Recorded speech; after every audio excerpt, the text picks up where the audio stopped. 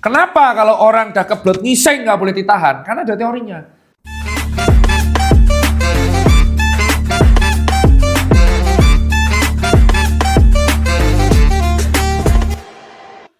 Assalamualaikum warahmatullahi wabarakatuh. Kembali lagi dengan saya Tirta Peng-Peng di konten mitos fakta kesehatan. Yo, next, nomor 1 lah pertanyaan. 1. Apakah stres dapat mempengaruhi kadar kolesterol pada tubuh?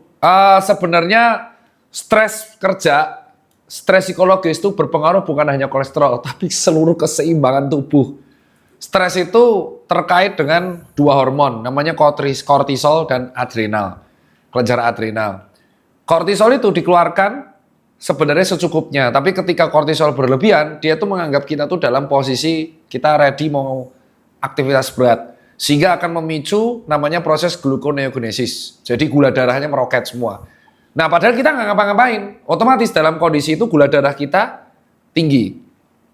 Ya, dan yang akan mengakibatkan kalau terjadi terus-menerus proses resistensi insulin. Otomatis kelenjar adrenal akan melakukan feedbacknya. Nah, stres kerja terus-menerus ini akan mengakibatkan ketidakseimbangan hormon di dalam tubuh. Yang akan berdampak pada tidak jauh-jauh dari penyakit yaitu diabetes, kardiovaskular, dan akhirnya terkait tentang metabolisme tubuh. Nah akhirnya karena tekanan darahnya naik, otomatis sumpelan-sumpelan atau gumpalan-gumpalan pada tubuh akan meningkat. Gumpalan pada pembuluh darah. Dan akhirnya keseimbangan kolesterol di dalam tubuh juga akan meningkat. Total kolesterolnya bisa naik. Jadi dari sesimpel Anda tidak bisa memaintain stres kerja dengan baik, itu yang ribet satu tubuh. Jadi penyakit itu bukan hanya terjadi secara jasmani, fisik yang kelihatan. Penyakit juga terlihat dari mental atau psikologis. Jadi keseimbangan di dalam hidup itu sangat penting bagi kalian dan stres kerja harus diatur dengan baik. Contoh orang stres kerja nggak bisa diatur tuh hobi marah-marah di jalanan. Lihat-lihatan, gebuk-gebukan. Jadi gini, apa kau lihat? Buk! Padahal baru gajian. Ya. Itu aku sampai pusing loh.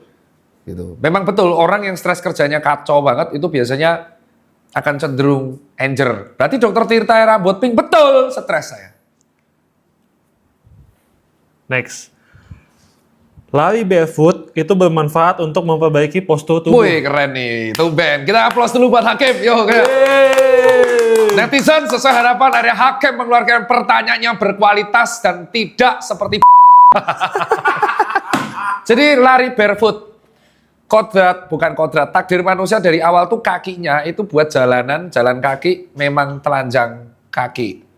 Jadi di jalanan. Nah, sehingga kamu tahu di telapak kaki ini, saya akan buka. Ya, di telapak kaki ini, nih kaos kaki lucu ya, di telapak kaki ini ada otot telapak kaki. Dan ada otot-otot yang hubungan di metatarsal, di sini, di kaki-kaki. Nah, kita itu kan hanya melatih di sini. Ya, betis, tibialis, ya kan? Ini soleus ya, soleus, gastrocnemius, dan hamstring.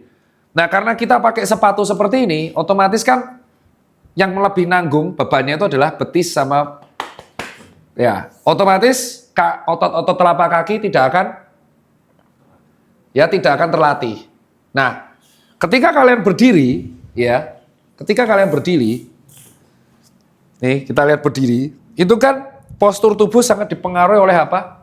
Posisi telapak kaki. Nah, yang nomor 2, contoh orang pakai high heels, posisi tubuhnya kan gini, cenderung ke depan, benar? Nah, jadi salah satunya memang betul, itu alasan kenapa kalau kalian squat, deadlift, rata-rata apa? Barefoot. Betul, kenapa? Ya karena agar beban tubuh tersalurkan maksimal ke dalam bumi, kepada bumi, telapaknya. Jadi memang pada beberapa kondisi latihan atau training, strength training, salah satu cara untuk supaya posturnya itu anatomis adalah dia latihannya barefoot, terutama di gym. Loh, kenapa kok barefoot lari di jalanan itu tidak disarankan? Karena aspal zaman sekarang tuh keras banget dan panas banget. Jadi melonyot sikilnya. Nah, untuk meminimalisir hal itu, makanya terjadilah teknologi yang namanya sendal nearly barefoot, kayak Pioflets nih sendalnya. Ini bukan promo, kalau di luar negeri ada namanya Vivo Barefoot, Vibram Barefoot, ya. Nah, tapi hal ini juga ada efek negatifnya. pada orang-orang yang memiliki penyakit plantar fasciitis, jadi plantar fasciitis itu tumitnya sakit dan terbentuk lapisan baru, nyeri berturut-turut, itu justru tidak boleh barefoot, tapi disarankan memakai yang ada cushionnya. Loh kenapa kok orang bisa plantar fasciitis? Karena salah pakai sepatu. Jadi rata-rata orang pegel-pegel kaki itu majority karena salah milih sepatu. Itulah yang teman-teman harus dikasih tahu. Jadi salah memilih sepatu itu berimpaknya sangat panjang. Kalau kekecilan jadinya bunion. Ya, sepatu saya salah, formnya salah, jadinya plantar fasciitis gitu. Nah, jadi buat teman-teman sekalian, sepatu itu jangan diremehkan. Itu alasan saya industrinya di bidang sepatu. Sepatu dan health itu sangat cross gitu loh. Gitu kawan-kawan. Jadi betul jawabannya Daniel, memang betul latihan barefoot itu memperbaiki postur tubuh. Karena sangat terkait dengan tulang belakang dan posisi dari pinggul. Nih, pinggul. Cuman di era sekarang kalau kamu latihan barefootnya di aspal nonyok sikilmu. Zaman dulu kan tanah, makanya nggak melonyok. Nah, karena aspal itu panas dan melonyok, menyerap panas, disarankan memakai sendal nearly barefoot kayak Vivo Barefoot, Pioflex dan Vibram. That's it dari saya. Keren, ini Hakim berkualitas pertanyaannya. Dan ini bisa jadi TikTok viral. Keren, applause.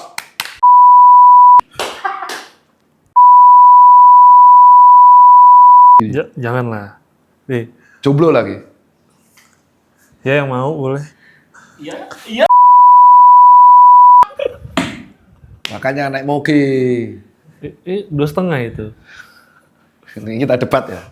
Yo netizen kita debat. Menurut Hakim, X-Max itu moge. Dia naik X-Max anak motor. Kata dia 250 cc moge. Bagi saya motor gede. Itu yang bukan bodinya gede doang. Tapi cc-nya di atas 500. Setuju. Jadi kayak apa tuh T-Max, nah itu moge. T-Max, ADV Pro, moge 500. XADV. XADV. Terus Royal Enfield 500 itu moge. Kalau X-Max itu motor setengah moge. Z250 Ninja walaupun 4 silinder ya itu motor setengah moge. Netizen ada yang tidak setuju silakan di counter sekarang. Hakim mengatakan motor X-Max itu moge. Tolong dijawab. Tolong ditulis @hakim. Ya, Instagramnya Raffi Hakim. Di spam aja komennya. Jengkel saya soalnya debat dari ini. Next. Dan next lah. Kebiasaan tidur tengkurap itu nggak bagus untuk kesehatan tulang belakang. Jawabannya tidur tengkurap itu mengganggu posisi anatomis semuanya sebenarnya. Yang disarankan itu sebenarnya tidur miring. Ya, tidur tengkurap itu gini. Ketika kamu tidur, kamu menggunakan pernapasan dominannya adalah pernapasan perut. Ya, pernapasan kan ada dua, pernapasan dada sama perut ya. Ketika perut, terus kamu tidur, terus gimana kamu napas? Nah, makanya dalam posisi tengkurap, kamu cenderung reflux nanti. Bayangin aja. Tidur tengkurap terus muntah susu. Jadi kalau tidur, aku tuh gampang kalau kebayang muntah tuh. Itu psikologis ya. Jadi pada orang tidur tengkurap tuh cenderung rentan GERD, pernapasan nggak maksimal, jalan napas nggak maksimal, tidur nggak seger, dan mengganggu posisi anatomis tulang belakang. Memang paling betul tuh tidur ya kalau miring, kalau nggak miring ya telentang. Tapi kalau telentang, jangan sampai posisi bantal tuh terlalu tinggi, karena akan membuat otot leher sama otot bahu terlalu tegang, dan kamu besoknya jadi nyeri frozen shoulder. Pertanyaanmu berkualitas semua hari ini, tepuk tangan. Hebat. Terlepas yang X-Max 250 moge, itu terlepas. Dibahas lagi. Next. Apakah benar lari sepanjang 4-5 km itu setara dengan berenang dengan jarak 1 km? Sebenarnya kita nggak boleh membandingkan olahraga seperti itu. Setara atau tidaknya itu adalah dari jumlah kalori yang dikeluarkan. Nah, jumlah kalori yang dikeluarkan itu dari namanya RPE atau effort. Kalau effort orang yang sudah terbiasa sprint, dia orang yang terbiasa latihan atau level fitnessnya tinggi, lari 5 kilonya dia, ya, itu setara aja sama berenang mungkin sepedaan 100 kilo atau 200 kilo. Tapi buat orang yang belum pernah olahraga, kayak contoh Daniel, belum pernah olahraga, lari 5 kilonya Daniel, itu mungkin effortnya udah berat banget. Jadi yang patut dicatat adalah, itu adalah bukan heart rate, bukan hanya heart rate, tapi adalah effort. Effort yang kamu keluarkan untuk latihan tersebut. Jadi 5 kilonya Daniel, 5 kilonya Hakim, dan 5 kilonya Dr. Tirta itu adalah 3 hal yang berbeda. Effort yang kekeluarkan buat 5 kilo itu akan lebih ringan daripada effort yang dikeluarkan sama Daniel. Kenapa? Karena Daniel belum pernah lari 5 kilo, sedangkan aku latihannya udah 10-30 kilo. That's it. Itu sama aja, effort orang squat 100 kilo dengan effort 50 kilo, tapi dia belum pernah nge-gym, itu akan berat yang effort 50 kilo, karena dia ototnya belum pernah dikasih beban.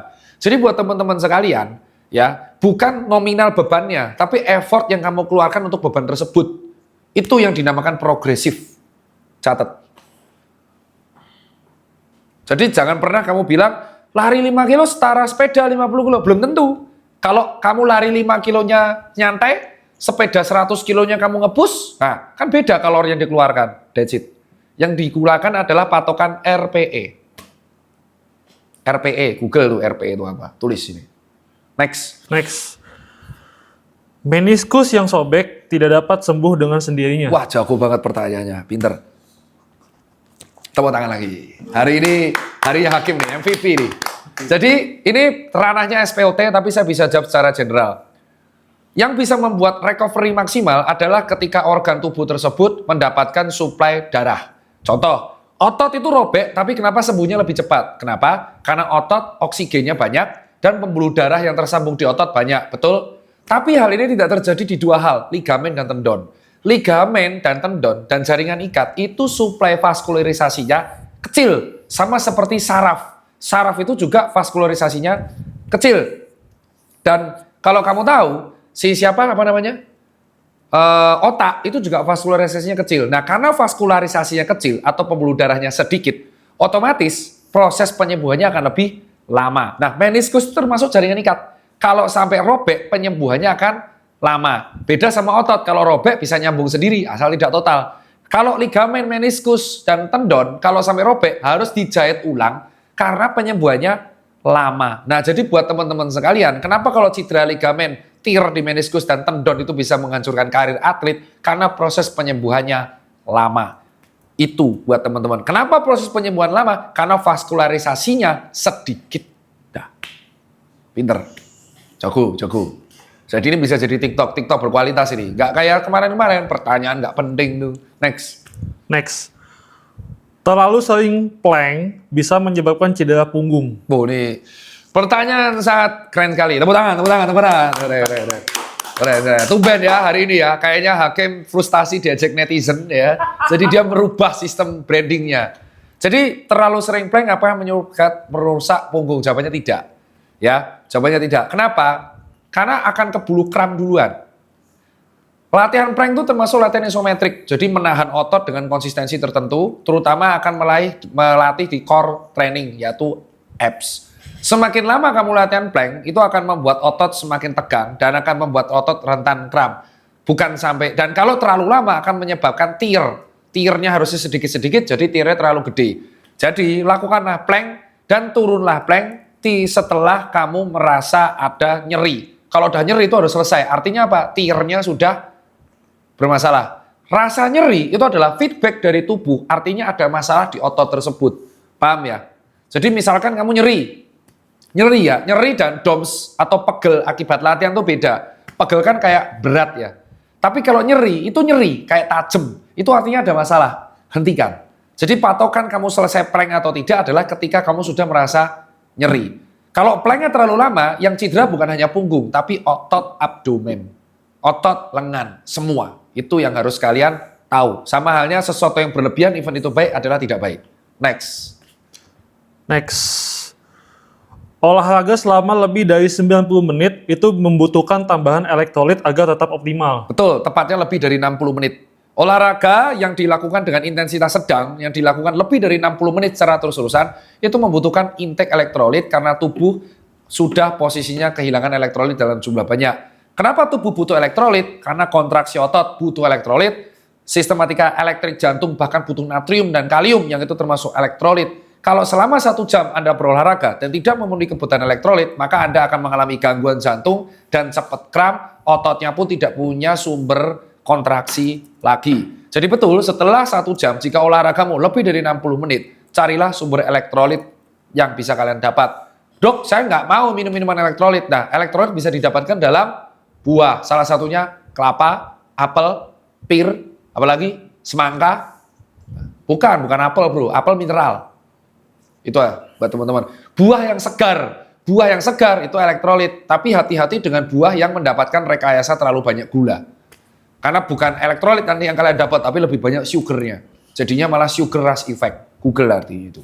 Mantap. Keren ini. Yang disampaikan Hakim hari ini bukan mitos semua. Tapi lebih ke pertanyaan. Terakhir. Pertanyaan terakhir. Intermittent fasting itu bisa menyebabkan penyusutan pada otot.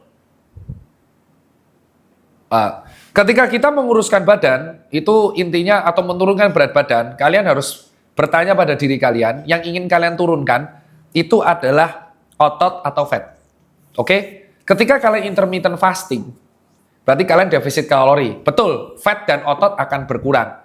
Gimana cara kita menjaga konsistensi massa otot adalah dengan Strength training. betul. Jadi kalau kamu pengen intermittent fast, tapi ototmu tidak mau menyusut, maka kamu harus melakukan strength training. Itu yang dilupakan banyak orang. Jadi dia hanya mau intermittent fasting, tapi tidak melakukan strength training.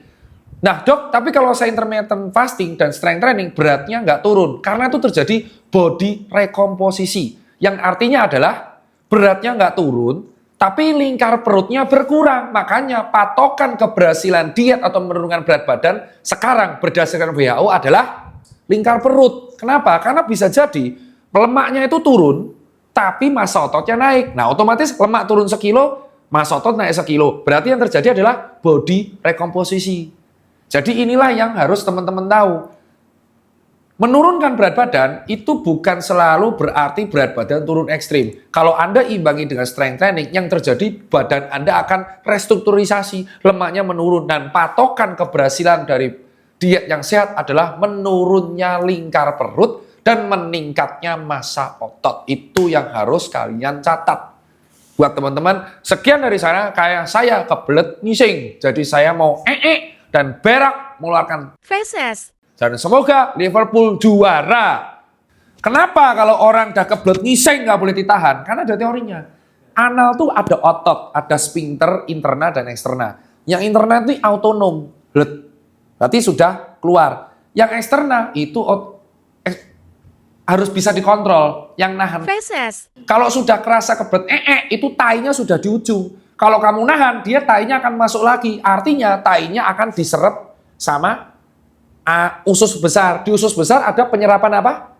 Air. Jadi kalau Anda sudah kebelet dan tainya tidak dikeluarkan, akhirnya tainya jadi keras. Terus ketika kalau nya keras, apa yang berdarah? Silet. Jadi kalau sudah kebelet berhenti, carilah WC. Makanya saya melihat banyak orang yang ngebut di jalanan. Asumsi saya, mereka kebelet ngising. Jadi mungkin kalau ada orang ngebut di jalan, biayaan, kasih jalan aja. Mungkin dia kebelet ngising, tainya sudah di ujung, naik motor, tainya sudah kena jok. Jadi kalau diambil, bau bau Feses. ngising saya.